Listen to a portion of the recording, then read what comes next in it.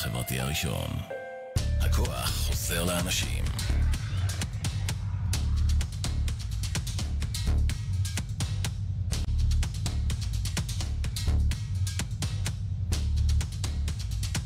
אתם מאזינים לרדיו החברתי הראשון.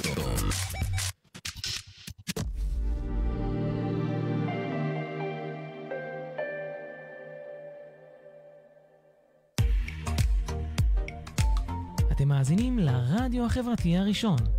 ועכשיו, על רוח, חומר ומה שביניהם, תוכנית רדיו להעלאת המודעות העצמית אל עבר הגרסה הטובה ביותר שלכם, בהגשת מירי הלמן, ורק אצלנו ברדיו החברתי הראשון. ערב טוב, מאזינות ומאזינים, צופות וצופים. אתם מאזינים וצופים ברדיו החברתי הראשון. ועכשיו התוכנית על רוח, חומר ומה שביניהם בהגשת מירי הלמן, יזמית, משווקת נדל"ן, חוקרת רוח וחומר כבר כמעט 2 עשורים, מאמנת לחיים של הגשמה, שגשוג ושפע, ורק אצלנו ברדיו החברתי הראשון.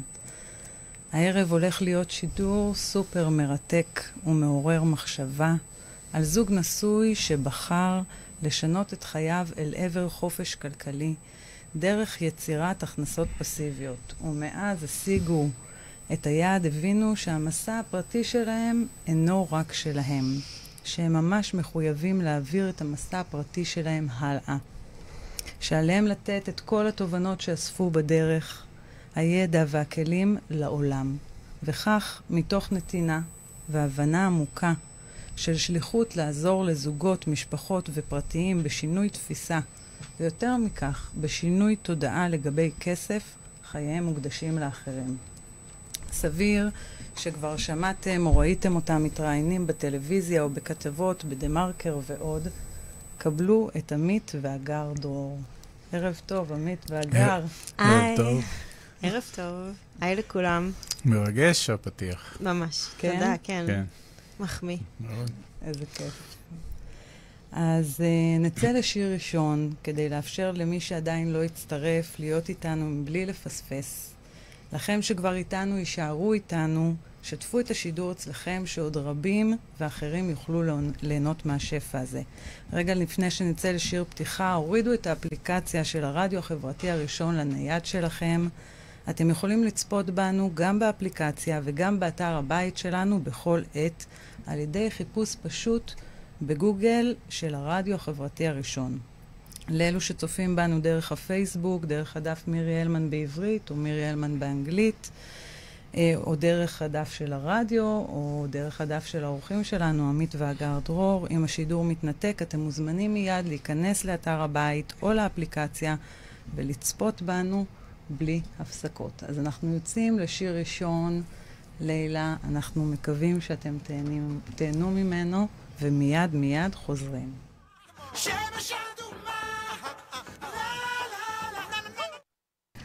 אנחנו חוזרים אליכם. איזה שיר. איזה שיר, איזה שיר. למה בחרתם אותו? רוצים לספר לנו? האמת, אנחנו מאוד אוהבים מוזיקה. זה הרכב ממש מגניב של חבר'ה שעושים קאברים, וכמובן אנחנו אוהבים אנשים יצירתיים. אז אנחנו מחפשים אותם, אנחנו גם מוצאים אותם. כן. מדהים.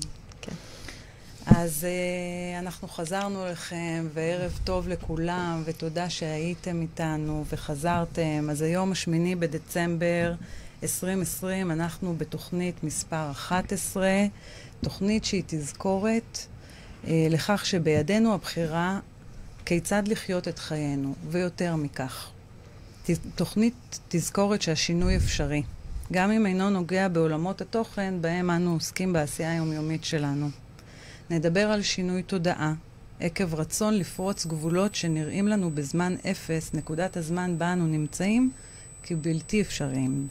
נלמד שהכל תלוי בשינוי תפיסה, חשיבה יצירתית ויציאה מחוץ לקופסה, התגברות על אמונות מגבילות, נורמות חברתיות, שאיפה לבינוניות וכניעה לכוחה חזק של המציאות לשמר אותנו, כפי שאנו ברגע הזה בדיוק. נזכר שתמיד קיימת האפשרות לשינוי, והיא תלויה בבחירה שלנו בלבד, וזאת תתקיים רק כאשר הרצון לשינוי יהיה מספיק גבוה, עד כדי ויתור על הסיפורים הפנימיים שסיפרנו לעצמנו ששירתו אותנו היטב עד נקודת הזמן הזו. הערב מארחת את עמית והגר דרור, זוג נורמטיבי, אני לא בטוחה, עוד מעט נגלה, שהחליט יום אחד להגדיר לעצמו את הנורמות מחדש, כפי שהם היו רוצים ולא על פי תכתיבי החברה. באותה נקודת זמן הם חולמים להיות האדונים של הזמן שלהם, תוך הבנה שהמשמעות לכך היא יצירת חופש כלכלי. אותו שמים להם כיעד להשגה בתוך 6 שנים. הם יוצאים למסע ארוך של לימוד ועשייה להגשמת המטרה, תוך שבירת מוסכמות חברתיות שבסביבתם הקרובה ותבניות חשיבה מגבילות, ומשיגים את היעד לא בתוך 6 אלא בתוך 4 שנים. במסעם זה, עמית והגר פיתחו מודל ייחודי של השקעות פסיביות בנדלן בחול, באמצעותו הגיעו לחופש הכלכלי שהגדירו לעצמם, ובשנתיים האחרונות מרגישים ברמה יומיומית רגע אחר רגע את השליחות שלהם להעביר את הידע, הכלים ולא פחות התובנות לשינוי לאחרים. אז ערב טוב עמית, ערב טוב הגר. אפשר ללכת. למה את רוצה ללכת? לא, אין מה להוסיף. זה היה מתומצת מדויק, נראה לי שאנחנו לא יכולים לתמצת את זה ככה. יאללה, אז תעתיקו. מוכן לכם, פתיח. כמה כיף שאתם כאן בתוכנית שלי. תודה לך. גם אנחנו, תודה שאת מארחת אותנו, תודה על הזמן שלך, תודה על כל הקונספט הזה של הרדיו החברתי, זה כל כך מתחבר לנו למה שאנחנו עושים ביום-יום, אז ממש כיף לנו להיות פה. אני שמחה. אז האמת היא שכפי שכבר שיתפתי אתכם לפני התוכנית, נחשפתי אליכם לפני כשנתיים, אני חושבת, בתוכנית טלוויזיה שהתארחתם, אני חושבת, בערוץ 13, תמיד רציתי לפגוש אתכם לשיח אחד על אחד, אבל לא חלמתי אז שתהיה לי תוכנית משלי ברדיו, ושאתם תפנו אליי, אז תודה לכם, אתם סוג של מגשימים כאן חלום. אז אני יודעת שתמיד הזמן קצר והיריעה ארוכה, ככה זה קורה בתוכניות האלה, כי אני תמיד רוצה להכניס הרבה בזמן הזה, אבל אני אשתדל לשאול כל מה שרק רציתי. אז כמו שתמיד אני אוהבת להתחיל ככה מההתחלה. ספרו לי קצת על עצמכם. רגע לפני שהתחלתם את המסע הזה שלכם, הייתי רוצה קצת למפות את הרגע הזה בחיים שלכם. איך נראו החיים שלכם באותה עת מבחינה זוגית, תעסוקתית, חברתית, אנשים שהקיפו אתכם לפני השינוי, עשייה יומיומית, איך היום שלכם נראה? אני חושבת שהיינו כמו, אנחנו עדיין, כן, כמו הרבה אנשים רגילים, אבל השגרה הייתה אותה שגרה של לנסוע בבוקר לעבודה. באותו זמן היינו עם הבנות של עמית, רק כזה, חוזרים הביתה, את יודעת, נכנסים לשגרה יומיומית, מכינים ארוחות ערב, איכשהו צוללים לאיזושהי תוכנית שיש בטלוויזיה, בדרך כלל מתעלפים על הספה, והולכים לישון, וחוזר חלילה. כן. לא חושבת שהיה משהו ששונה, את יודעת, פשוט הייתה שגרה, קמים בבוקר, הם עושים לעבודה, עושים את אותם דברים. ומה, עובדים אז באותה תקופה? כן, אנחנו עובדים בהרבה שנים במערכת הביטחון.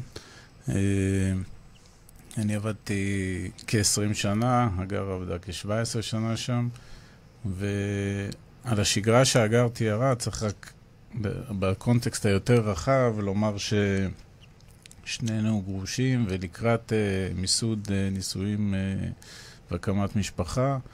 אני בא עם 3 בנות מנישואים ראשונים, ולכאורה החיים כאילו נכנסים לאיזשהו תלם של חדש, אבל כל אחד הביא איתו את הסיפור שלו, וביחד שהתחברנו, אז זה כבר לא היה יכול להיות רגיל. ומפה כבר התחיל סיפור שהתחיל מה באמת קורה יום אחד, יום בהיר אחד? זה לא היה ביום, זה היה בלילה. זה לא היה בהיר. ישבנו לאכול ארוחת ערב או אחרי ארוחת ערב, וממש שאלתי תמיד שאלה, את יודעת, כמו כל שיחה רגילה שיש לאנשים של, תגיד, אנחנו נסתדר, כאילו, כלכלית, מה קורה? אנחנו בסדר? וזה נגע בכל כך הרבה מקומות. אחד בי, כאילו, יודעת, בפן האישי, את אומרת, רגע, אני לא כל כך מסונכרנת על המצב הכלכלי, נכון? ושתיים, איך אנחנו מהתא המשפחתי הזה הולכים ליצור תא משפחתי חדש? האם אנחנו נוכל לכלכל אותו בצורה שאני רוצה או לא? ואז הרגשתי לחץ.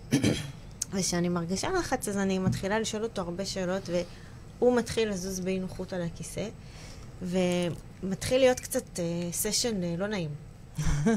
לא נעים כי אין לנו תשובות, ואנחנו לא אוהבים שאין לנו תשובות. ולימים הבנו שמה שקורה באותו ערב זה למעשה הגב לקיר. כן, אנחנו מבינים שאני ועמית דוחקים את עצמנו לגב לקיר, כי אנחנו מגיעים לאיזושהי נקודה, שממנה זה הופכת להיות הנקודת האל-חזור, נקודת המפנה שלנו. אנחנו מבינים שאנחנו רוצים הרבה יותר בשביל עצמנו. אגר לא אמרה, אבל אני מבוגר ממנה בכמה ימים, והיא למעשה נכנסת למשפחה עם 3 בנות, והיא נכנסת, אמנם הייתה נשואה, אבל היא לא היו לה ילדים, והיא ביום אחד הופכת להיות כאילו, לא כאילו, היא הופכת להיות סוג של אימא, ומבחינה כלכלית היא גם לא ידעה איך זה מתנהל, והיא באמת שאלה שאלות, זו המשכורת שלך, זו המשכורת שלי. אנחנו יודעים שנרחיב את המשפחה. יהיו עוד ילדים. מה קורה?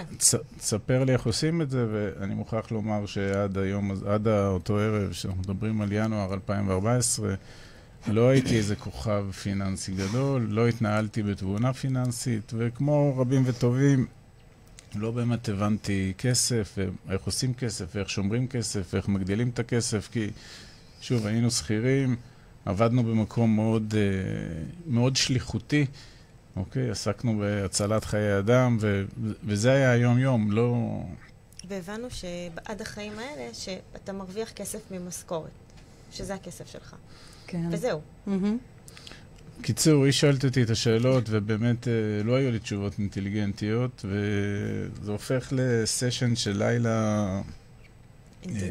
אינטנסיבי, שלמעשה אנחנו שואלים את עצמנו שאלות של מה אנחנו רוצים מעצמנו, ובוא נתחיל באמת, מעבר למילים, בוא נזרוק מספרים, כי בסוף שאתה מחבר 2 משכורות אל מול סך הדברים שאתה רוצה... זה לא תמיד מסתדר. לא, זה לא שזה לא תמיד. יש הרמה קטנה והרמה גדולה של סך הכסף שנכנס משכר. תמיד אני אומרת שאת מסתכלת על האקסל, אז בעמודה A יש לך כותרת המשכורת, ואז יש... 2 משכורות, 2 שורות, ואז יש את ההוצאות. ואז יש את זה, ואז את אומרת, רגע, למה זה לא מאוזן, הדבר הזה? עכשיו, זה שלב בחיים, לפחות שלנו, שתפס את שנינו רוצים אחרת. כי מה שהיה עד עכשיו חווינו, ואנחנו הולכים להקים משפחה חדשה, ואנחנו לא רוצים לחזור על טעויות עבר בכל מיני תחומים בחיים, ובטח לא בתחום הפיננסי. ואנחנו מבינים שאנחנו חייבים לערבב את כל הקלפים מחדש, ויש לילה מאוד ארוך, יש לנו הרבה חומרים על זה, אני רק... רוצה לומר שבסופו של הלילה הבנו שהמשאב הכי יקר בחיים שלנו זה הזמן.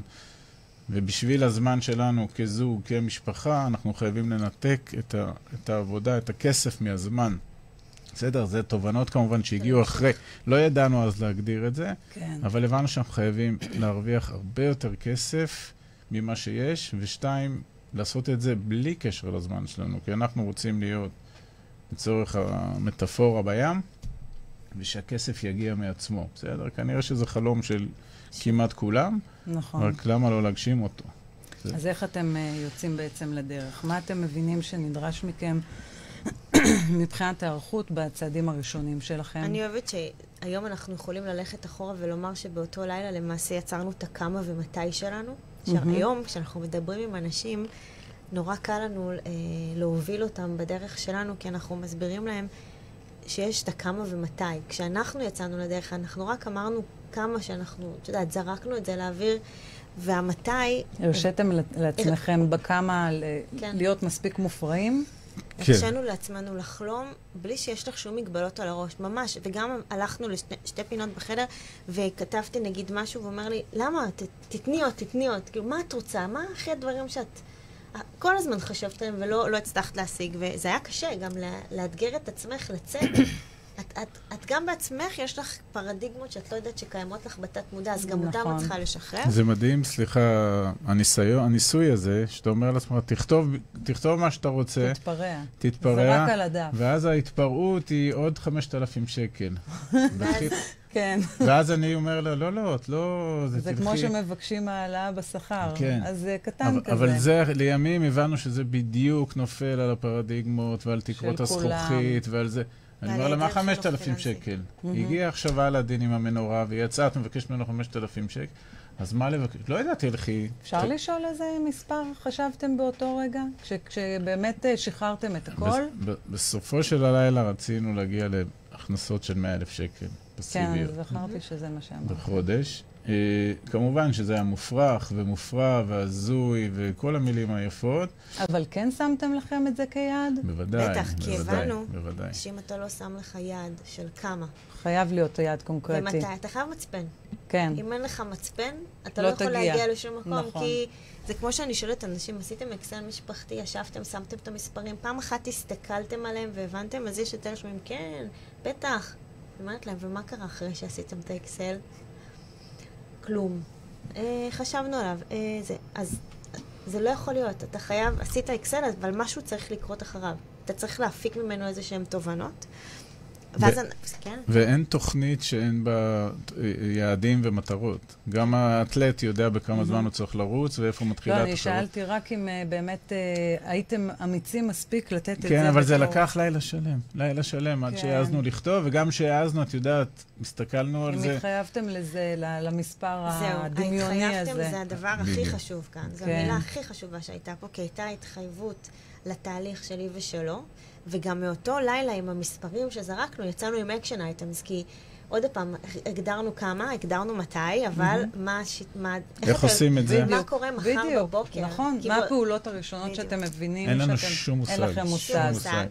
ואיך אתם מתחילים לבדוק את הדבר הזה? ואנחנו רגילים שאת יודעת, לומדים והולכים לאוניברסיטה, כמו ששנינו עשינו, שני תארים, כל מה שאת רוצה עשינו, באמת עשינו. צ'קליסט, עברנו על הכל, ואמרתי לו, טוב, אז מה, אני רושם לאיזה קורס, מה נעשה, מה פה, מה שם.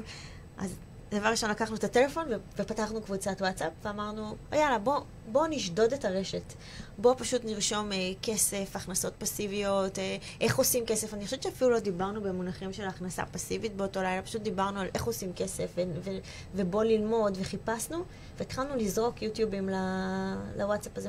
ממש זרקנו, מילינו אותו, ואז אמרנו, אוקיי, שנינו קמים בבוקר, כל אחד נוסע לאן שהוא נוסע, כל אחד הולך לשמוע עכשיו תכנים, כל אחד מסיים כשהוא מגיע למשרד, כותב לו ממש כמה, את יודעת, נקודות קטנות, חוזרים הביתה, כל אחד שומע בדרך הביתה, אחרי שאנחנו מסיימים את השגרה היומית עם הילדים וכו', אנחנו מתפנים ללימוד עצמי.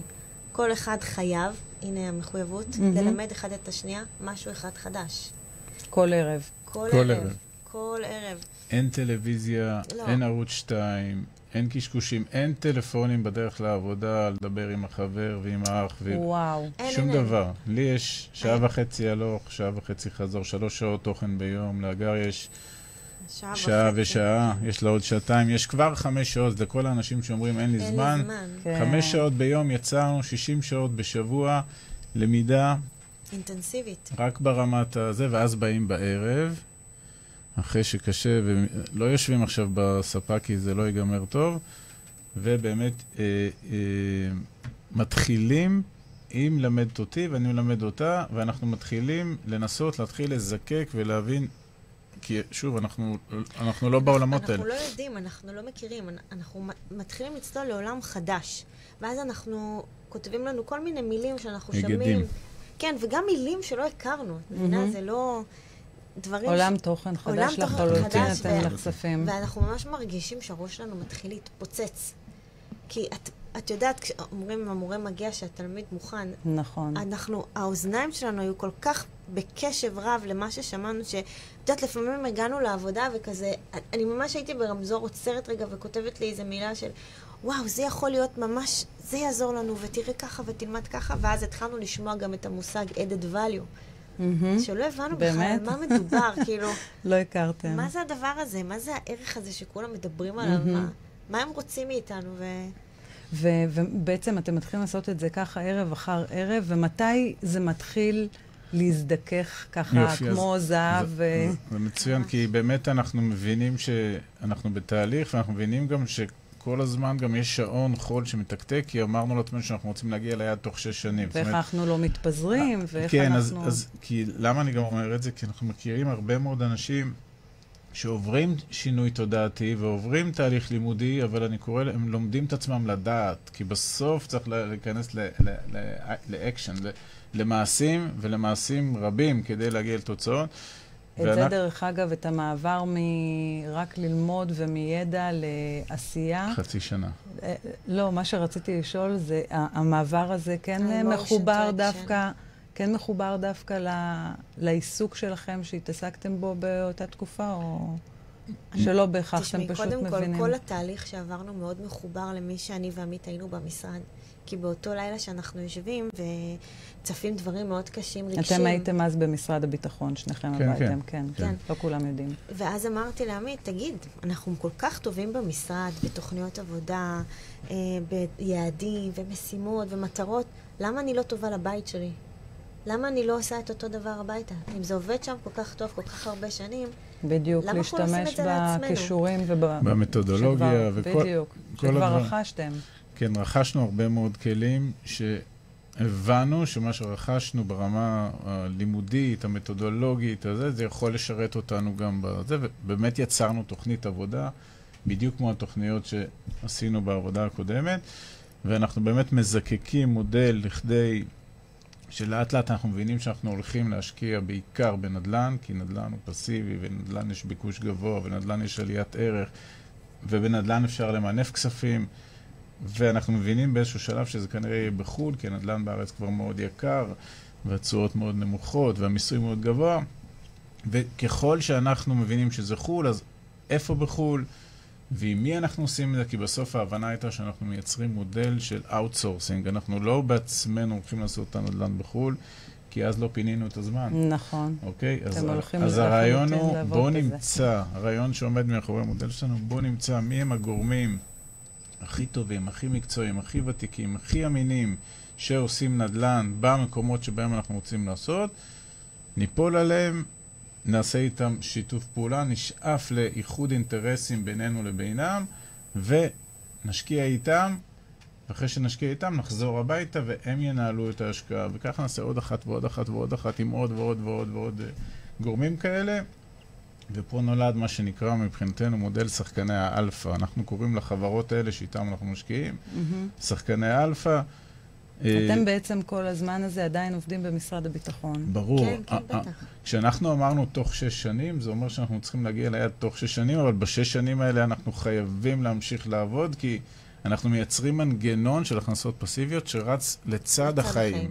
כן. זה לא שאנחנו עכשיו על הארסל, נהפוך הוא. אנחנו עוד מצמצמים את החיים, מצמצמים הוצאות, כדי לייצר עודף תקציבי. גם אנחנו לא חושבים בכלל באותה נקודה שאנחנו עוזבים את העבודה. כן, ברור. זה מי יעבוד עבודות קבועות עם פנסיות תקציביות בשירות המדינה, במקום שנותן לך כל כך הרבה, זה אפילו לא היה... אתם אומרים, מקסימום יהיה לנו עוד כמה נכסים... לא, לא, לא. אנחנו עדיין במוד של... כשאנחנו אומרים תוך 6 שנים... התכוונתם לתוך 6 שנים. התכוונו שתוך 6 שנים, רק שוב, השינוי הזה, הוא לקח לו זמן, כי באמת, תחשבי שרוב חיינו הבוגרים, היינו באמת עובדי מדינה. שכירים, עובדי מדינה. שכירים, עובדי מדינה, עוסקים בהצלת חיי אדם, אבל עדיין... אנחנו כמו כולם, קיבלנו את אותו חינוך פיננסי, כולם כאן מקבלים את אותו דבר. אתה מסיים את הבית ספר, אתה הולך לצבא, פעם תעשו לחול, יש דבר כזה, היום קצת לא. נכון. אתה הולך ללמוד, ואז אתה הולך לעבוד, ואז אתה מתחתן, לא? ואז אתה קונה דירה, ואז אתה לוקח משכנתה, ואז אתה מת. כאילו, זה הפלואו. נכון, זה הפלואו, בדיוק. אז גם אותו שברנו. אז לא בא לנו. אז רגע, אני רוצה לשאול אתכם, בתוך התהליך הזה, אתה אומר אחרי חצי שנה אנחנו כבר מתחילים לזכך את זה. אחרי חצי שנה התחלנו, עשינו... יש רגע שאתם מרגישים, רגע שלפני שנמשיך עם הנקודה הזו, יש רגע שאתם ככה אומרים לעצמכם, אולי טעינו, מה אנחנו עושים? בחצי שנה או ב6 שנים? תוך כדי? לאורך התהליך הזה. אני חושבת שהרגע שחתמנו אולי את העסקה הראשונה... לא, אני אולי אגר קצת רעדו. לא, אני מדבר... זהו, אני... קצת רעדו. כן, ספרי. אני מדברת על זה הרבה שהלכנו ויצאנו. הלכנו ויצאנו, ואז אמרתי לו, עוד פגישה, ועוד פגישה, ועוד פגישה, ועוד כל מיני שאלות כאלה הזויות. אמרתי לו, אבל אין מה לעשות, ככה אנחנו נלמד. גם אם זה, את יודעת, אני יושבת מול בן אדם שאני לא מכירה, אני אמורה לסמוך עליו, הוא בסוף לוקח לי את הכסף. אני צריכה שהוא ישמור לי על הכסף, אז אני רוצה להבין. אז היינו יוצאים החוצה, ואז, אוקיי, בואו... מה, לפני החתימה? במעמד החתימה על החוזה? בחתימה הראשונה. אנחנו קוראים לזה על הפינגווינים. באיזה מדינה עשיתם את זה? ארצות הברית. על הפינגווין שאתה עומד ובסוף כאילו, שמישהו ידחוף אותו כבר מהקרחון.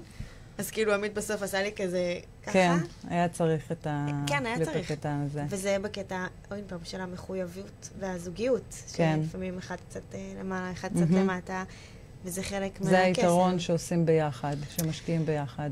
זה יתרון שלה ביחד, אבל זה לא אומר שמי שלבד לא בוודאי, יכול לעשות. בוודאי. כי נכון. לפעמים אנחנו מדברים זוגיות וכולי, ואנחנו שניים בכל מקרה שעומדים פה בפרונט, ואז שומע את זה מישהו שהוא יחידן וכולי, ואומר, רגע, אז אולי אני לא מתאים לזה, או אני לא יכול. לא, ממש לא. כן. אתה לא צריך, אתה פשוט עושה את התהליך בעצמך. אני טוען שליחידן זה יותר קל, כי הוא צריך לשכנע רק את עצמו. כן. ולא את הבן או בת זוג שלו. אבל לשאלתך, אני לא ראיתי שום חרטה או דרך חזרה או מאותו לילה לא היה מצב שאנחנו חוזרים, כולל במהלכים שעשינו לא טובים בתהליך, כי לא היו בו רק הצלחות, והשקעות שכשלו, וכולל מקומות שהפסדנו כסף, והרבה כסף, בסדר? זאת אומרת, כשאמרת זוג נורמטיבי, אז אני חושב שלא מעט זוגות שהיו יוצאים לתהליך והיו חווים מסוג החוויות שאנחנו חווינו, יכול מאוד להיות שזה היה משבלל אותם, והם היו חוזרים לאחור. כן, סביר שזה יקרה. אבל את יודעת מה אני אוהבת היום, שאנחנו מדברים עם כל כך הרבה אנשים ומקבלים תגובות בלתי פוסקות, אז יש את אלה שנכוו ונפלו, והיו להם השקעות כושלות, חלקם אפילו, כולנו ראינו בעיתונות וכזה, ואז הם אומרים לנו, בזכותכם, החזרתם לנו את האמונה שאפשר גם לעשות את זה אחרת. כן. הצלחנו כאילו, אנחנו את הכישלון שלנו מדברים עליו, הקלטנו פודקאסט, עמדנו איתו על במה, דיברנו, סיפרנו על הכישלון הכי גדול שלנו, כל הכסף שהפסדנו, ואנחנו מחייכים. מה קורה אחרי העסקה הראשונה? אפשר לעצור אותנו. כן? בלתי ניתנים לעצירה. קודם כל עשינו שתי עסקאות. הן היו קטנות? כן, של $50,000 כל אחת. זה היה ההון העצמי שלנו. שזה אנחנו רואים בהרבה תוכניות כאלה שמלמדות השקעה לא היו לנו תוכניות, שום תוכניות לא, אף אחד לא... לא, היום יש כל מיני, בסדר, היום כבר, היום כן. בטח, היום זה השתנה, אבל עשינו, ולמעשה אחרי רבעון הגיעו שני צ'קים, אז עוד זה היה צ'קים, זה עוד לא היה בעברה בנקאית, ופתאום ראינו שזה עובד, כאילו אנחנו עושים בבוקר לעבודה. הם כנראה יודעים מה הם מדברים האנשים האלה. כן. אנחנו עושים בבוקר לעבודה, מקבלים את אותה משכורת באחד לחודש. ויש פה איזה מאני משין שעובד לך מצד אבל הגיעו שני צ'קים. מגניב. אז זה עובד, ואז זה הכניס אותנו באמת. נתן דרייב גדול. מטורף, מטורף. כאילו, אז הנורמטיביים של ההתחלה, שאמרת בהתחלה, פה הפסקנו כי הבנו, וזה גם מה שאנחנו מסבירים לאנשים שנפגשים איתנו, אין פה קסמים. רוצים הכנסות פסיביות, צריך להשקיע הרבה כסף. שוב, בשביל לייצר הכנסה פסיבית משמעותית, צריך להשקיע הרבה כסף, והתחלנו להסתכל מאיפה יש כסף. רוב הכסף של רוב הציבור הוא בנדלן שבו הם גרים. ומהר מאוד מכרנו את הבית שגרנו בו, מה אתם אומרים? לקחנו את כל הכסף, השקענו, הייתה עוד דירה להגר בחולון, שהיו לנו איזו אספירציה. כן, אני רוצה לתת את זה דוגמה באותו לילה, שלא הבנו שבן אדם יכול לפרוץ את הגבולות של עצמו למעשה, אז אני זוכרת שאני כותבת לעמית, והדירה הזו, זה יהיה לפנסיה. היא תעזור לנו בפנסיה, וגם הוא, גם בהתחלה אמר לי, כן, כן. ואז ככל שלה להתקדם, ואז אמרתי לו, מה? מה זה השטויות האלה? מה אני מדברת בכלל? ואז אמרתי לו, תעיף אותה, כאילו זה כבר לא רלוונטי, וכבר הבנו. כי הבנתם בעצם שעם אותו נכס, לעצם העניין שנמצא בחולון, שיש לו שווי מסוים בארץ, התשואה שאתם יכולים לקבל עבור אותה השקעה היא הרבה יותר גבוהה בחול. אנחנו מסתכלים על איפה הכסף ממקסם את עצמו, כמובן אל מול סיכונים, אז כן, אם הכסף... יש לכם איזו נוסחה כזו של... למקסם אל מול מינימום סיכונים? אנחנו במודל שאיתו אנחנו בוחרים את אותם שחקנים שאיתם אנחנו משקיעים, אז הוא כולו מוקף במעגלי הגנה של מזעור סיכונים. כמובן שאין אף פעם מצב של היעדר מוחלט של סיכונים בהשקעות. מי שחושב שיש מקום שהוא משקיע את הכסף ואין שום סיכון לכסף, אז אין חיה כזאת. אבל כל המודל שלנו למעשה הוא מעגלים על מעגלים של מזעור הסיכונים, ולכן גם בסוף אנחנו מדברים על איזשהו מודל של תשואות יחסית סולידיות. אנחנו לא מדברים על 15 ו-20 ו-30%, אנחנו מדברים על תזרים נטו שאנחנו כבר יודעים לייצר ברמת הצלחה מאוד גבוהה של 7% נטו. ולפי זה אנחנו מפה גוזרים מספרים גם לכמה ומתי הזה. אבל בואו נדבר רגע גם, לפני שאנחנו גולשים לשם, כן. על כישלונות באמת. ספרו לנו, יש לכם...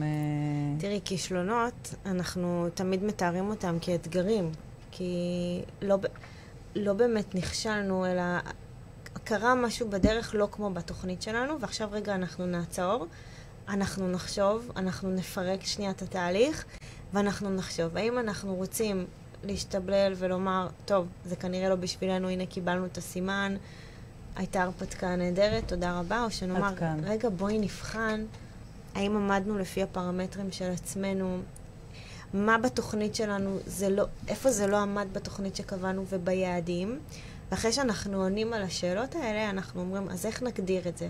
האם זה באמת כישלון? זה פשוט גרם לכם לשכלל את הנוסחה, את המודל. כמובן, כן? זה חיזק אותו זה מה עוד שזה יותר. עשה.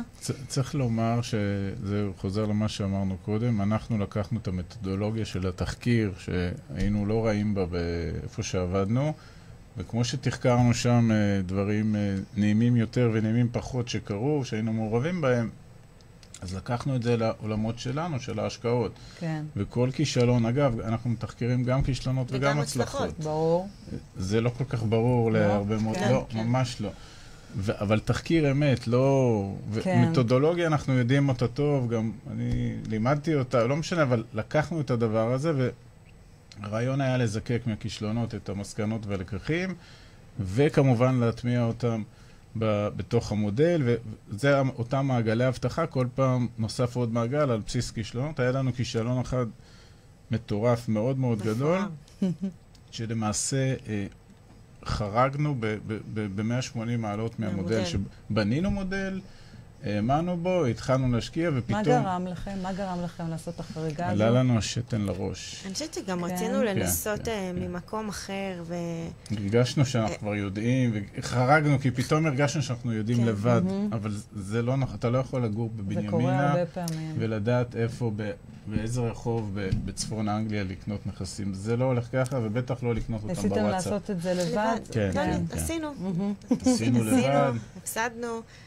אנחנו מדברים על זה, מנסים לעזור לאנשים כמה שאפשר, שאת יודעת, מנסים גם לחלץ היום אנשים מכל מיני... לא, היום אנחנו יודעים להגיד לאנשים בשלבים מאוד מקדמיים, חבר'ה, תקשיבו, דבר כזה, סבירות גבוהה שהוא, אני מגדיר את זה שיטת מצליח. כן, בחלוטין שיטת מצליח. אם אתם רוצים את הכסף שלכם בשיטת מצליח, אז בהצלחה. כן. אבל אפשר להימנע מזה, בסדר? ואנחנו יודעים, לשאלתך, הכישלונות האלה בעיניי בכלל לא היו, קודם כל, גם כל האנשים ששמענו אותם ולמדנו מהם וכל המנטורים מדברים על הכישלונות כגורם הצמיחה מספר אחד, וחשנו את זה גם על עצמנו. טוב מאוד לחדד את זה כל פעם, שאין באמת כישלון וגם אי אפשר להימנע מכישלון. אבל מירי, אנחנו בכלל, לפחות בראש שלנו בכלל, לא היה לנו אופציה אחרת. אנחנו החלטנו שאנחנו עם גב לקיר, ביום שיצאנו לדרך, ושאתה חושב על זה, המצאנו את הקיר הזה, כי לא היה לנו באמת גב לקיר.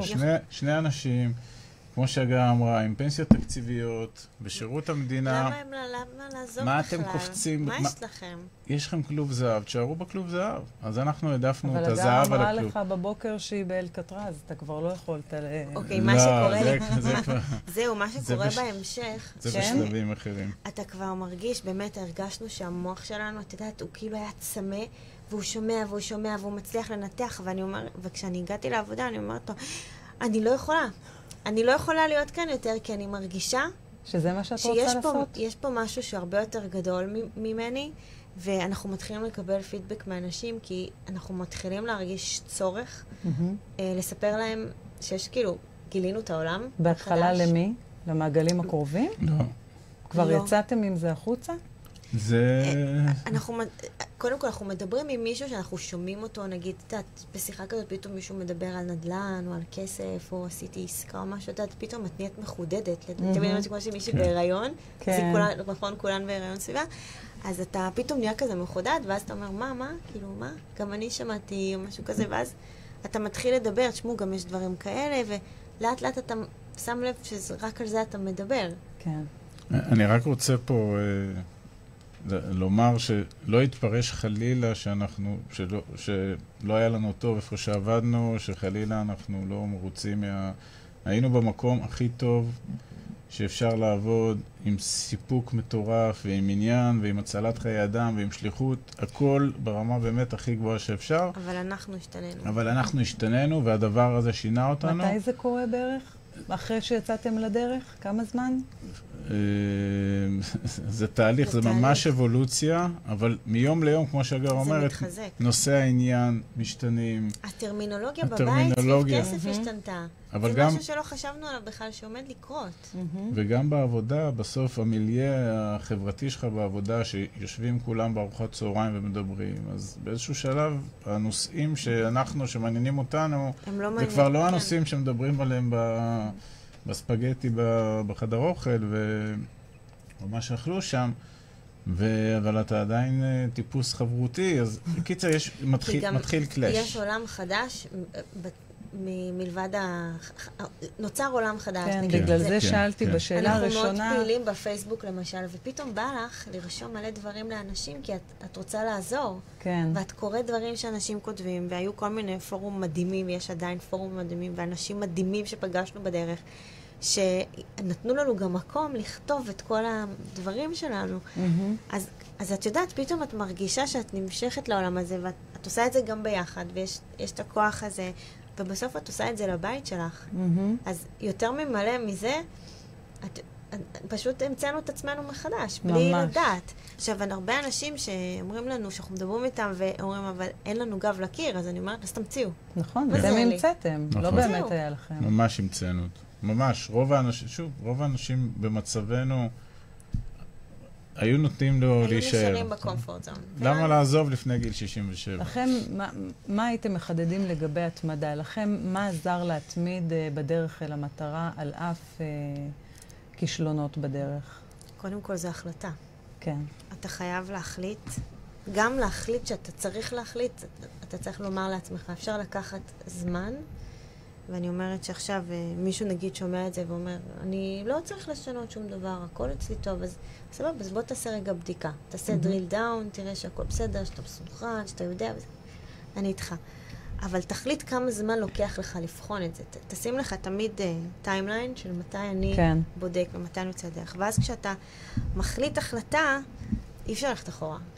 אתה מחויב. עדיין, אתם יודעים, הרבה פעמים אנשים כן מחליטים החלטות והולכים אחורה. התשובה היא, בעיניי, זה סוגיית הלמה. עד כמה הלמה יצאנו לדרך, היא מאוד מאוד ברורה לשני בני הזוג. ואם הלמה יצוק בבטון מזוין, אז זהו, אז זה לא יכול לחזור. מסכימה. זה פשוט לא יכול לחזור, ואז שוב, אם בן זוג אחד טיפה צולל, אז השני מרים אותו, ואגב, אצלנו גם עוד מימד של הצלחה זה שאנחנו שנינו כנראה משדרים באותם תדרים ברמת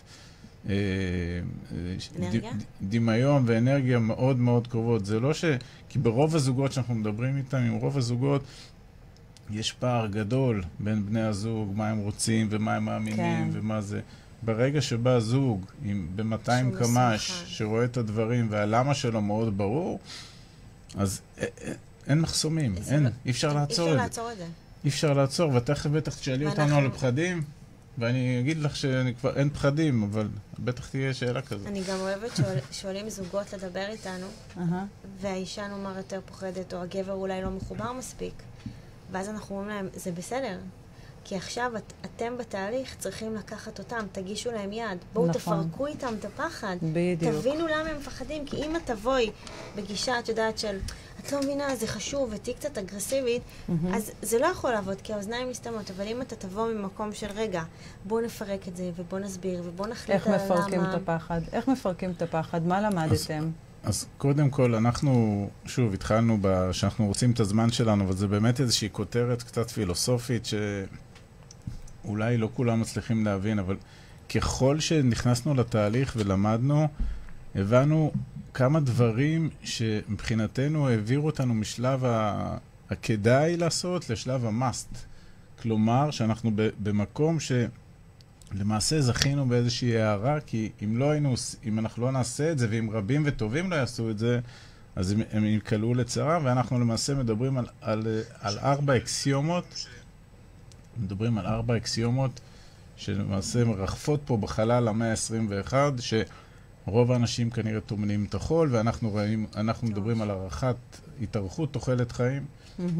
אנחנו מדברים על התרחקות והתכווצות של פנסיות. פנסיה, כן. אנחנו מדברים על מדינת רווחה סוציאלית שהולכת ולמעשה נעלמת, ולמעשה כל הדברים האלה מייצרים לנו את ההבנה, שאם אנחנו בגילאי 30 ו-40 ולא נייצר לעצמנו חגורות הגנה פיננסיות, אז אנחנו קוראים לזה בשליש האחרון של החיים, אנחנו עלולים להיקלע למצוקה כלכלית. ופה זאת הסוגיה הכי חזקה. מי שמבין את זה, מי שמבין שהוא הולך לחיות כנראה עד גיל 100, ושהוא לא יודע מתי הוא יפרוש לפנסיה, כי הגיל הזה יעלה, הוא גם לא יודע כמה והוא לא יודע כמה הוא פנסיה, ירוויח, ואם הוא בונה על הביטוח לאומי, אז הוא wake up, בסדר? אז מי שחושב את כל הדברים האלה, ומצפה שיהיה בסדר בשליש האחרון של החיים שלו, אותי זה הרבה יותר מפחיד מה יקרה איתי בגיל 80 אם אני לא אעשה בגיל 40 דברים, מאשר כישלון כזה או אחר שיקרו לי בגיל 40-50, כי את הכישלון בגיל 40-50 יהיו לי עוד 40 שנה לתקן, אבל בגיל 80 עם ברכיים כואבות ואוזניים שאני לא אשמע, ואני מקווה שלא יהיו עוד מחלות, להתחיל לייצר הכנסות פסיביות, זה יהיה מאוד בעייתי. אז זה מה שעזר לך אל מול הפחד. בוודאי, ועוד יותר מזה אני אומר שיש לנו 5 ילדים, ואנחנו מאוד מקווים שכולם יסתדרו בחיים והם יהיו מאוד מוצלחים, ככה זה מסתמן כרגע. אבל אנחנו מבינים שבמאה ה-21 הילדים האלה, אם הם יצטרכו עזרה, זה לא 100,000 שקל או 200,000 שקל לחתונה, זה לא יעזור. הם יצטרכו הרבה מאוד כסף. אז בסוף אם אתה רוצה לחיות חיים מלאים, ולהיות בעל יכולת לעזור לילדים שלך, אתה צריך הרבה יותר כסף, משתי משכורות, יהיו יפות ככל שיהיו. נכון. וזה ועוד איזה נכס בחולון. לא, באמת. כאילו, אתם יודעים, ולא מעטים מאיתנו יש עוד נכס 2, וזה לא תמיד מספיק. אנחנו במעלה הדרך מבינים. זה השינוי, בדיוק. זה ממש לא מספיק, זאת ההבנה שלנו. אנחנו מבינים שאנחנו לא שאלנו שאלות נכונות גם על, קודם דיברנו על המקסום של כסף, והרבה אנשים באמת משקיעים בעוד איזושהי דירה בארץ וכולי, והם לא באמת בדקו את התשואות שלהם. הם לא עשו את החישובים האלה, וזה נראה להם שהם השקיעו, ואז נכנס להם או שנראה שהתשואה היא מגניבה יחסית למה שתקבל אם תשים את זה בבנק, או כל מיני... כן, אבל שוב, ההסתכלות שלנו היא הסתכלות של חבר'ה, החיים האלה יהיו הרבה יותר יקרים. הם יקרים. יהיו הרבה יותר יקרים, יהיו הרבה יותר ארוכים, ולא תהיה מדינת רווחה סוציאלית. ואנחנו מתחילים לדאוג. כן, אנחנו דואגים לעצמנו. אנחנו דואגים לעצמנו, אבל זה כבר השיח שלך עם אנשים. אתם אומרים, חבר'ה, זה לא יכול להיות ככה. כאילו, דברים, המציאות משתנה, ואנחנו ממשיכים להישאר באותו מקום. אז תראו, הנה, אנחנו מתחילים לעשות שינוי. אולי אתם גם תעשו שינוי, אולי השינוי הזה גם מתאים לכם, ואז אולי כבר הפך להיות למאסט.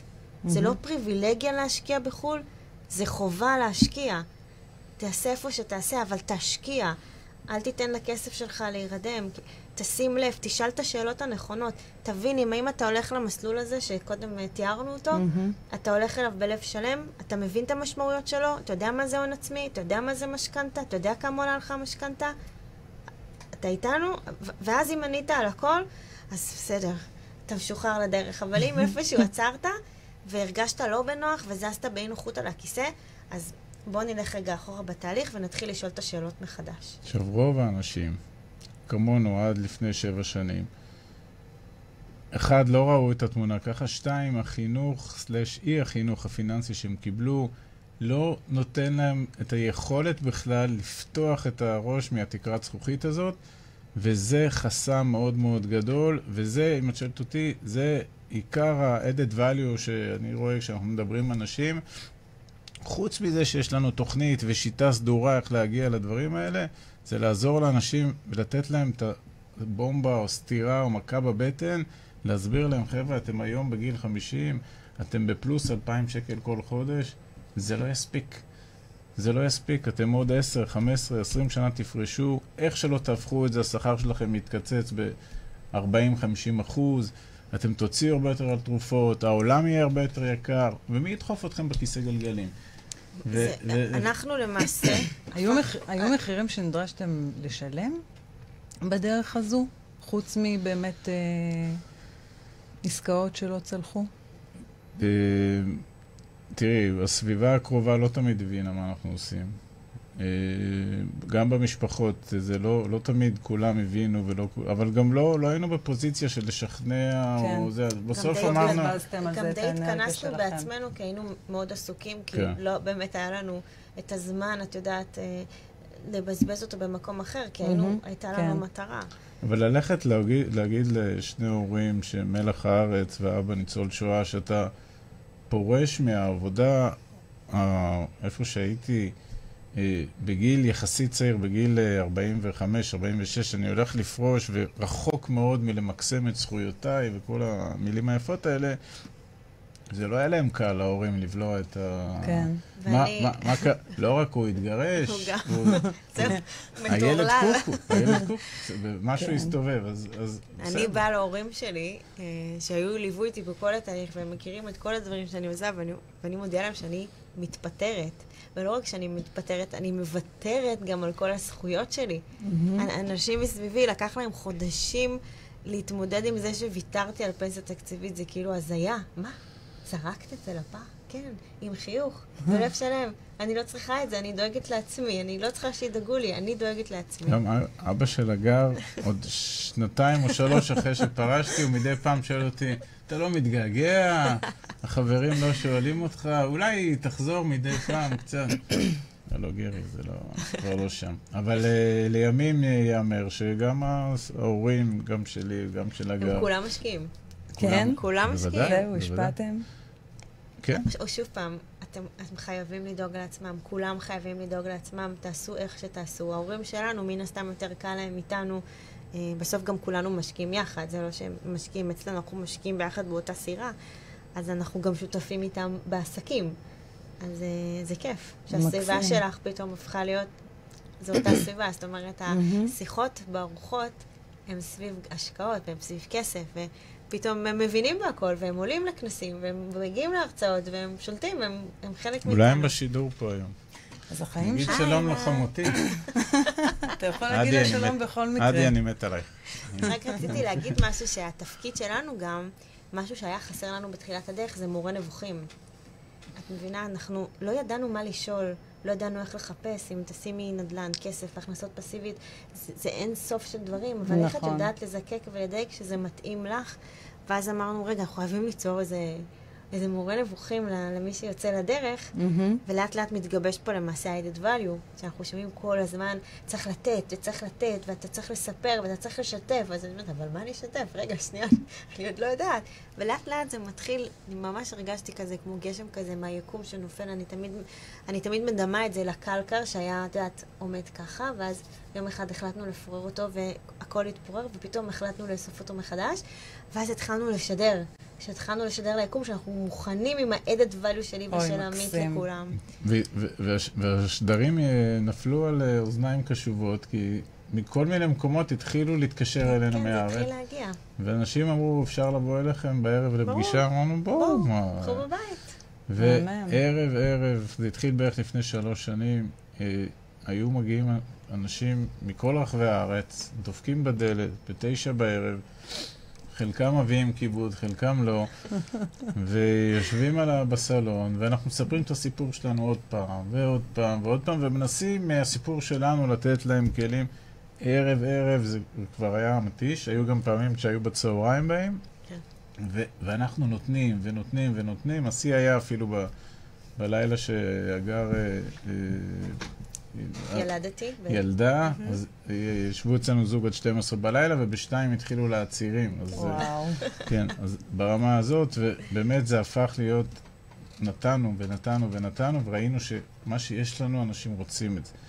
אנשים רוצים, שוב, יש בתוך מעמד הביניים בישראל, יש אי אלו עשרות אלפים, אולי אפילו יותר, שמבינים על מה אנחנו מדברים, מבינים על הסכנות האלה. יש הרבה שרדומים, הרבה שהם סקפטיים, הרבה שהם פחדנים, אבל יש קבוצה לא מבוטלת בכלל, שמבינה שהיא צריכה לדאוג לעצמה, וזו קבוצה שהולכת וגדלה, והם באמת מחפשים אנשים שיכולים לעזור להם, וחלקם מגיעים אלינו. זאת אומרת, לימים, ממנוע, אם אני אדבר בשפה של ארז ירושלמי, שגם ראיתם את השידור שהיה איתו. מקסים, מדהים. כן, איש מדהים. אז ממנוע שהוא ככה יותר בשבילכם, ששילב מנועים של תשוקה ושל פרוספריטי, הוא קרא לזה. כן. אתם עוברים למנוע של ייעוד, של שליחות. זו תחושה באמת שאי אפשר לתאר אותה. כשאת מתחילה לקבל מהיקום, את מתחילה לקבל את התגובות למה שאת עושה. כן, זה מתחיל להדהד. זה ממלא אותנו בכוח. התגובות מהאנשים שהצלחנו לשנות להם את החיים, גם אם הם לא עשו איזשהו שינוי בהשקעות וכו', אבל הם פתאום בדקו את המשכורות שלהם, והם גילו שיש להם קרנות השתלמות, והם הבינו שהם משלמים על דברים הרבה יותר ממה שצריך, והם הוציאו את כל הדפים והם עשו את זה ביחד בזוגיות. אני תמיד מספרת על הזוג הזה שפגשנו במקסימים, ואנחנו כל כך אוהבים אותם, שממש התחברנו להם, שפגשו אותי, הם החזיקו לנו את היד והם התחילו לפקות. כן. על מה שעשינו להם בחיים, ואני איתם, אני ממש התחילו לדמות, ואני אומרת להם, אני כל כך מתרגשת, זה מה שרצינו, רצינו לעזור לכם להתעורר, עכשיו קחו, זה אצלכם, אנחנו לא יכולים, אנחנו לא יכולים להוביל אתכם יד ביד מעבר למה שיש, אבל קחו את הידע שלנו, זה בשבילכם, אז איך אתם עושים את זה? איך אתם מעבירים את הידע? הרי אי אפשר לעשות ערב בסלון כל ערב, זה ברור. אז האמת שהשתכללנו, אמנם השידור קצר, אבל אנחנו עשינו את זה באבולוציה, עברנו מפגישות של 4 שעות, שבהם אנחנו מספרים כל הזמן את הסיפור שלנו, אז באיזשהו שלב פתחנו ערוץ ביוטיוב, התחלנו לעלות פודקאסטים והתחלנו גם להרצות. היום אנחנו פעילים בכל הרשתות החברתיות, מספיק לרשום. ואז הסיפור שלנו וכל המודל שלנו וכל זה, אז אנשים שרוצים לדבר איתנו, אז בתהליך הזה הם כבר לפני הפגישה, הם צריכים לעבור איזה צ'קליסט של מי זה הזוג הקוקו הזה.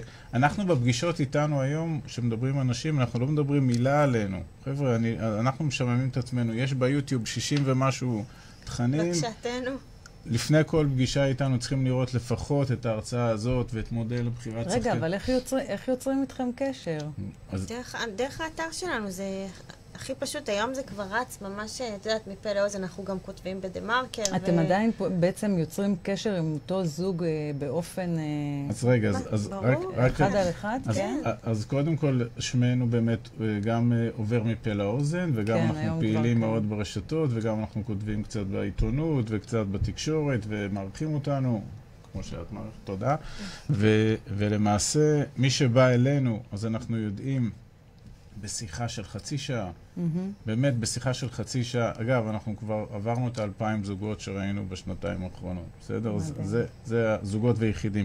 אז בשיחה של חצי שעה, על בסיס מה שיש לאנשים, ועל בסיס אותן 2 שאלות, של כמה הכנסה פסיבית אתם רוצים, ומתי אתם רוצים שזה יקרה, אנחנו יודעים לייצר לאנשים פילוסופיה פרקטית, אנחנו יודעים לייצר להם תוכנית עבודה, 5, 6, 7, 8 שנים קדימה, איך הם יגיעו ליעד שלהם. ואם חסר להם הון, מאיפה אפשר למנף, ואיפה אפשר...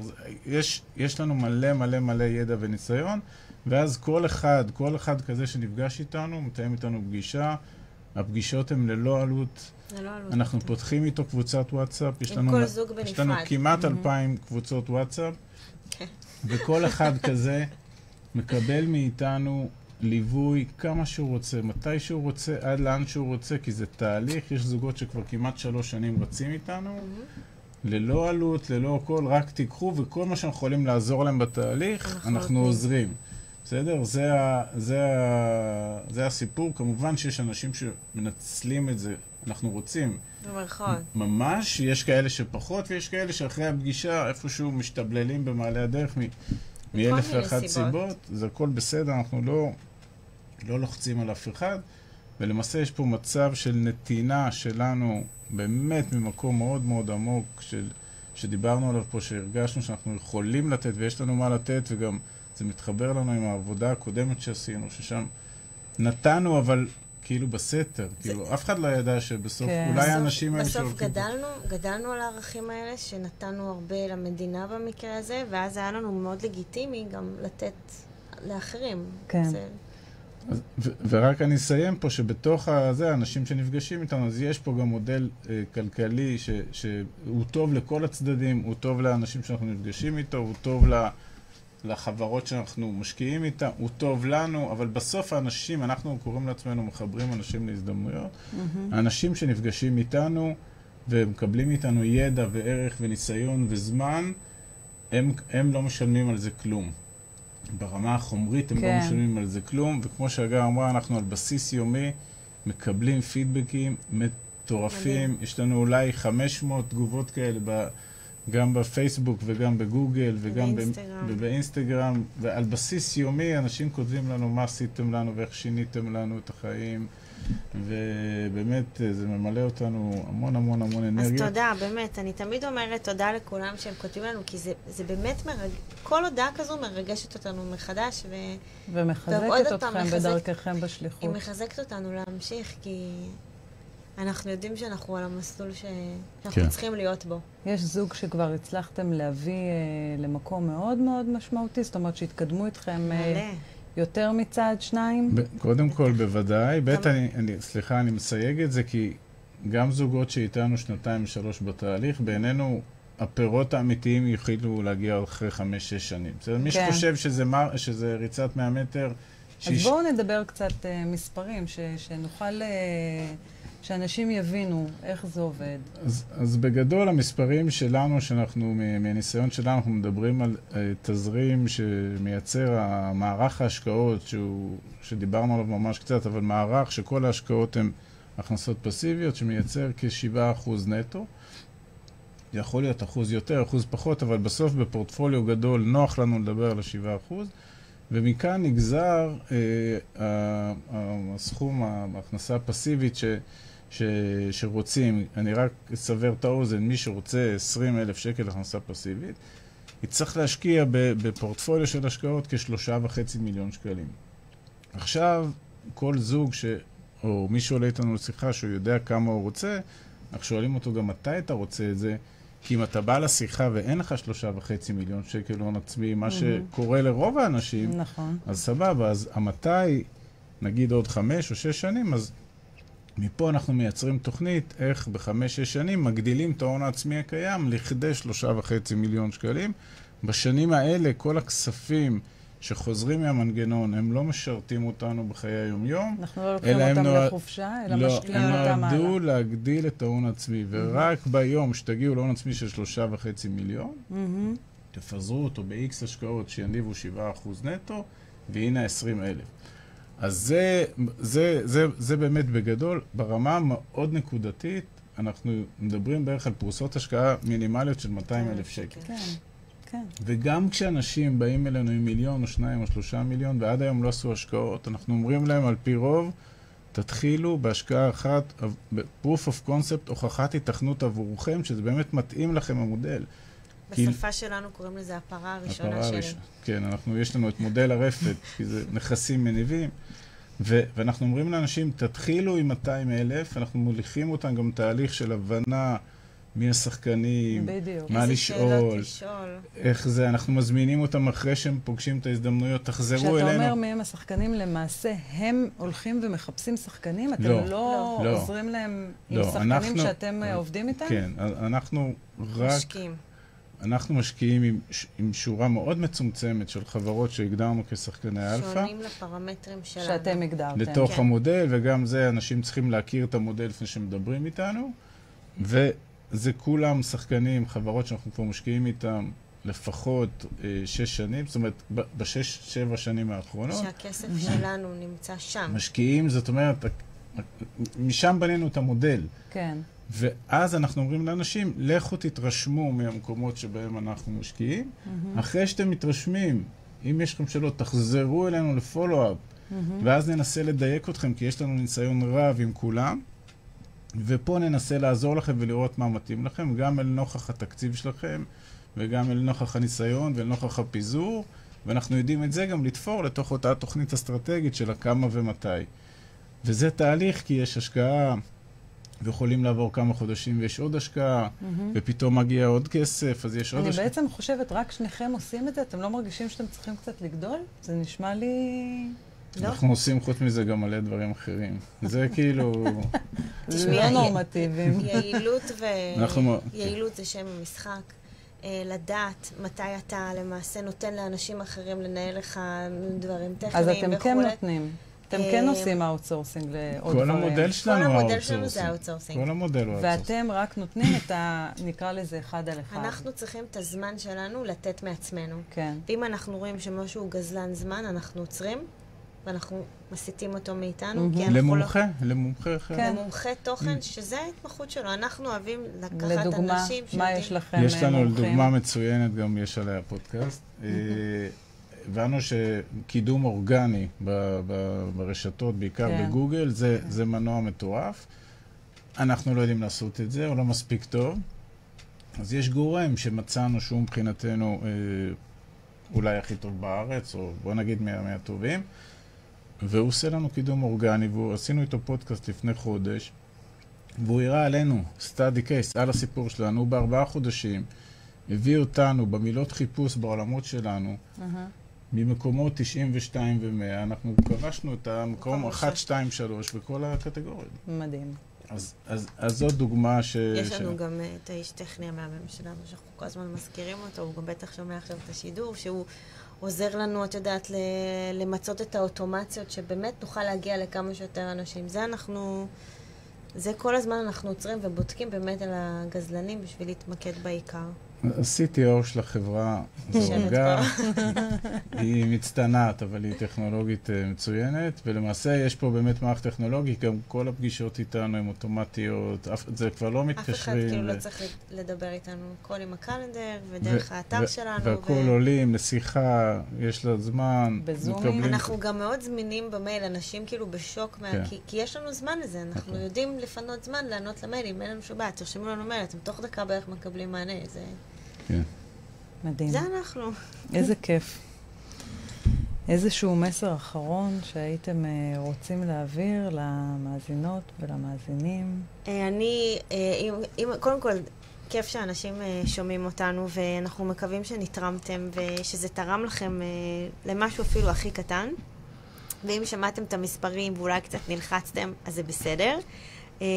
וזה לא צריך להפחיד אתכם, ואנחנו מזמינים אתכם גם לשמוע פודקאסט שנקרא הפרה הראשונה שלי, ששם אנחנו מדברים גם לאנשים שאולי אין להם אפילו 200,000 שקל עכשיו, אומרים מה, בטח יש להם הרבה כסף, ואין לי את הסכומים האלה, ואז אנחנו אומרים להם, אתם יכולים להתחיל גם עם 3,000 שקל, פעם חשבתם אולי לא לחסוך אותו כל כך הרבה זמן, אולי אני יכול דווקא לקחת הלוואה, לשלם איתה את 3,000 שקל עם הלוואה להשקיע, ואז להתעשר מ-other people's money, ואז יש לי איזה ארביטראז' בין הריבית שאני משלם לבין התשואה שהכסף עשה, ואז בום, יש לי כסף שלו שלי, כל מיני טיפים קטנים כאלה שיכולים לשנות את אני חושב שהמסר המרכזי זה גם מה שדיברנו, שאנשים צריכים להתעורר ולהסתכל למציאות בעיניים, והקורונה מבחינתנו זה, לא תכננו אותה, אבל גם לפני הקורונה כל פעם הייתי אומר לאנשים, ומה יקרה אם יבוא איזה פורס מז'ור, ייפול מטאור, זה, לא ידעתי שזה מישהו יוכל לטלף, ובגלל זה אנחנו כל החיים שלנו, של כל העולם השתנו, אבל מי שלא הבין אחרי שנה של קורונה, שהמאה ה-21 זה לא מה שהיה עד היום, וזה לא המאה ה-20, וכדאי מאוד להתחיל לחשוב אחרת, ואין ביטחון תעסוקתי, ושום דבר הוא לא ודאי, אז צריך לעשות מעשים, ומי שמפחד ומי שחושש מוזמן לדבר איתנו, אנחנו גם בסוף יודעים ללטף, ויודעים לתת מעצמנו. גם יודעים לתת בראש. גם יודעים לתת בראש למי שצריך, אבל באמת אנחנו מציעים את הדבר הזה, ומאוד נעים לנו וטוב לנו לראות אנשים שזה מזיז אותם מאזור נחות, כי אזור נחות הוא לרוב אזור נכות גם. לגמרי. מסוכן, ואני חושב שהקורונה זה רמז ענק לכולם. אנחנו לא רוצים שירדמו בשמירה, תתעוררו, תעשו ארגון, ואם בא לכם, אנחנו גם יכולים לעזור לכם. שאלה ממש אחרונה. שאלה ששאלתי גם את ארז. אני חושבת שאנשים כמוכם שהגיעו ככה למשנה סדורה, יצרו משנה סדורה באמת לאיך לחיות בצורה נכונה יותר ברמה הפיננסית. כמו שאמרתם בתחילת השידור, לצערנו, אני חושבת בכלל שכל הלימוד, החינוך בבתי הספר צריך להשתנות מהיסוד בכל מה שקשור לפיתוח של מודעות ותודעה בהרבה היבטים, ואחד מהם לחלוטין הוא בהיבט הפיננסי. זה לא גורם לכם לחשוב לעשות איזשהו משהו עם זה? כן, אבל אנחנו לא נרחיב על זה עכשיו. לא, אנחנו, הסוגיה הזאת מאוד מעניינת אותנו. יש לנו גם סדרה של מאמרים על זה. וגם סדרת הרצאות של חינוך פיננסי שאנחנו עושים. עשינו גם הרצאות. לנוער, לילדים. אנחנו מתנדבים בעמותת יוניסטרים, שמחברת את הפריפריה להייטק, ולהם אנחנו מרצים, ולהורים שלהם. כן. מצוין. אבל אנחנו כנראה בתקופה הקרובה גם נעלה עם זה כמה מדרגות, קיבלנו כמה פניות, ואנחנו... זה מאוד חשוב לנו, זה בוער בנו, אנחנו גם לא אוהבים שקוראים לזה חינוך פיננסי. כן, השם הוא לא טוב, השם הוא גרוע. אבל אנחנו כן רוצים שאנשים ידברו בבית קצת על כסף. אפשר להתחיל בתשלומים, זה לא סוד כמה הורים מרוויחים. אם זה סוד, אז אולי אתה לא שלם עם כמה שאתה מרוויח, ואז תשאל את עצמך למה אתה לא שלם עם זה, ואז אולי תמצא את הלמה שלך, ואין שום בעיה שהילדים שותפים לכל מיני תהליכים שקורים בבית, ותתחילו לדבר כסף, הכל בסדר, זה בסדר, זה שיח שצריך להיות בבית. ונוח לנו לדבר על זה, כי גם הבית שלנו הוא מעבדה. יש לי 3 בנות גדולות, והן בתוך העולם הזה, והן חוות איתנו את השינויים, והן קודם כל הם הפכו למשקיעות. משקיעות בעצמן. איזה מדהים. והסוגיה הזאת של חינוך פיננסי, אנחנו מבינים שזה שינוי גם צריך לבוא משם. לא לחכות לגיל 40-50, אלא בוא נתחיל מגיל 15-16. וואו, מהמם. איזה כיף. כנראה שנהיה שם בקרוב. כן. נהדר. אני שמחה שתהיו שם בקרוב. מזמן היה צריך להביא את זה לארץ. יש אנשים שעוסקים בזה, אבל זה לא ממוקד, וגם מה שאנחנו רואים זה אנשים שנשענים על הדרך חינוך שלהם, ואנחנו רוצים להציע קצת... ארגון למערכת. ארגון, אנחנו רוצים לבעוט את זה אחרת. נהדר. אני איתכם בעניין הזה, אני חושבת שזה מאוד מאוד חשוב. זה טוב לנו. אנחנו מחפשים עזרה, לפני רעיית גם. חברים, היה מרתק. וואי, תודה רבה. זהו? תודה גם לכל מי שצפה. כן, אפשר עוד שעה. אנחנו רק שעה, אבל זה עבר באמת מהר. עבר בטיל. אפילו לא יצאנו לשיר הפסקה. לא משנה, אנחנו נשים את השיר שבחרתם עכשיו. אני רוצה להגיד לכם המון תודה. תודה לך. תודה לך, מירי. באמת, אני ממש שמחה שהגעתם לכאן. תודה שהערכת אותנו על הזמן שלך, על התוכנית המהממת הזאת. איזה אולפן מדהים יש לנו. כן, אני מה זה אוהבת אולפנים. ממש, כל הכבלים פה. המזגן דולק, אבל אנחנו כאן עם הרבה מכשור. הכסף עושה פה חום. כן. אז תודה. תודה רבה. חברים, איתנו בשבוע הבא ערן שטרן, האחד והיחיד, איש שאין אדם שניסה לעשות שינוי בעולמות התודעה ו/או עולמות העסקים והכסף שלא נתקל בו בדרכו. מנטור מהמובילים בארץ ואחד האנשים שהינם מודל מובהק לשילוב בין רוח לחומר. את ערן הכרתי כשהלכתי לסדנה של הגדרת הייעוד, שלימים הביאה אותי לתוכנית השליחות שלו, שהינה תוכנית לעסקים מבוססי שליחות. כך כבעלת עסק בנדל"ן חברתי לתוכניתו, וזו הזדמנות יקרה מפז לארח אותו פה בתוכניתי. על כל ההפתעות בתוכנית מבטיחה לשתף אתכם בימים הקרובים, אז תעקבו ושריינו ביומנים, שלישי הבא, 10 בלילה, נר שישי של חנוכה.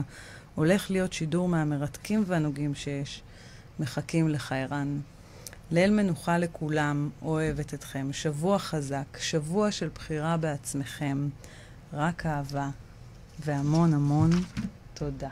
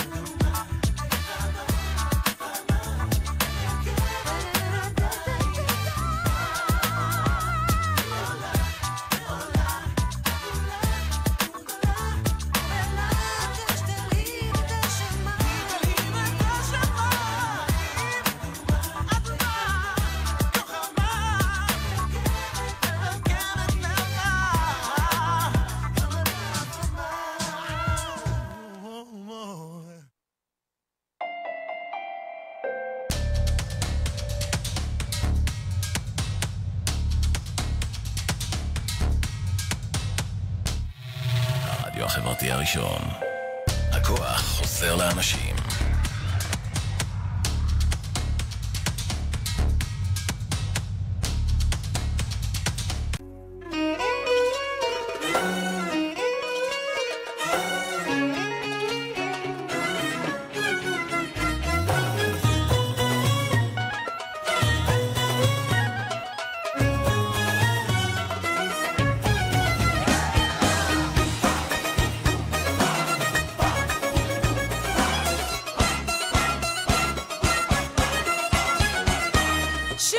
סיפור ישנו